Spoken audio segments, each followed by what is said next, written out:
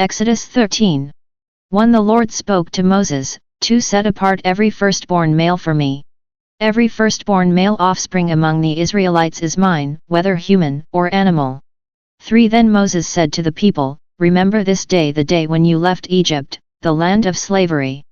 The Lord used his mighty hand to bring you out of there. Don't eat anything made with yeast. For today, in the month of Aviv, you are leaving Egypt.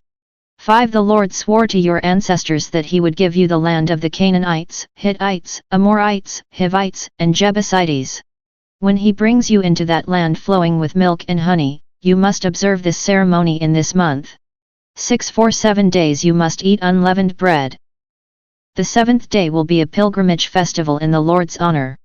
7 Only unleavened bread should be eaten during these 7 days. No sourdough or yeast should be seen anywhere in your territory. 8 On that day tell your children, we do this because of what the Lord did for us when we left Egypt. 9 This festival will be like a mark on your hand or a reminder on your forehead that the teachings of the Lord are always to be a part of your conversation. Because the Lord used his mighty hand to bring you out of Egypt. 10 You must follow these rules every year at this time. Rules concerning the firstborn child.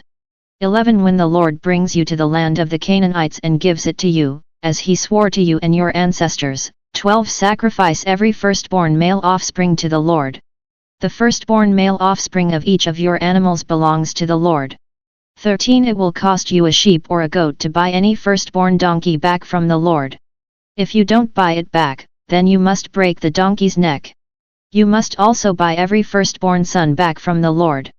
14 In the future when your children ask you what this means, tell them, the Lord used his mighty hand to bring us out of slavery in Egypt. 15 When Pharaoh was too stubborn to let us go, the Lord killed every firstborn male in Egypt, human and animal. This is why we sacrifice every firstborn male to the Lord and buy every firstborn son back from the Lord. 16 So this festival will be like a mark on your hand and like a band on your forehead, because the Lord used his mighty hand to bring us out of Egypt. God leads the people out of Egypt. 17 When Pharaoh let the people go, God didn't lead them on the road through Philistine territory, although that was the shortest route. God said, if they see that they have to fight a war, they may change their minds and go back to Egypt. 18 So God led the people around the other way, on the road through the desert toward the Red Sea. The Israelites were ready for battle when they left Egypt. 19 Moses took the bones of Joseph with him, because Joseph had made the Israelites solemnly swear to do this. Joseph had said, God will definitely come to help you. When he does, take my bones with you.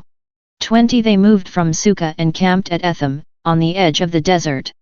21 By day the Lord went ahead of them in a column of smoke to lead them on their way. By night he went ahead of them in a column of fire to give them light so that they could travel by day or by night. 22 The column of smoke was always in front of the people during the day. The column of fire was always there at night.